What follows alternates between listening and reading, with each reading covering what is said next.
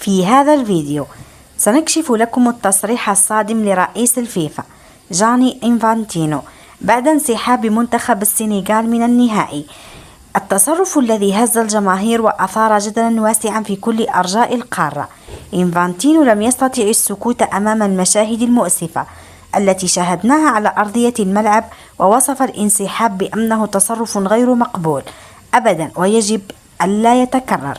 رئيس الفيفا أكد بصراحة: العنف في كرة القدم لا يمكن التسامح معه، ومغادرة أرضية الملعب بهذه الطريقة ببساطة غير مقبولة.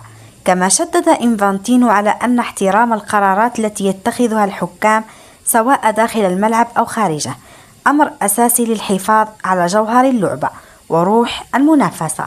وأضاف أن أي سلوك آخر يهدد سمعة كرة القدم ويخل بقوانينها لن يتم التسامح معه، مشيرا إلى أن كرة القدم تقوم على الاحترام والانضباط أولا وقبل كل شيء.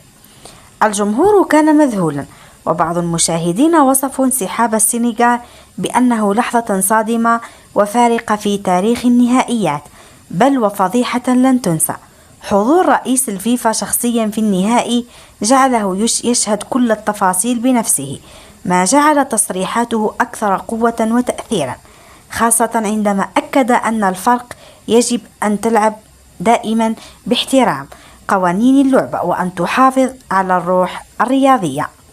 وفي النهاية هذا الحدث يترك أسئلة كثيرة: هل كان الانسحاب مجرد غضب لحظي من اللاعبين أم أنه رسالة قوية للاعبين والحكام؟ وما هي العواقب التي ستترتب على منتخب السنغال بعد هذا القرار الصادم؟ كل هذا وأكثر سنتابعه معكم في القناة. لا تنسوا الاشتراك وتفعيل الجرس ليصلكم كل جديد، لأننا سنوافيكم بكل الأخبار والتفاصيل الحصرية مباشرة من قلب الأحداث.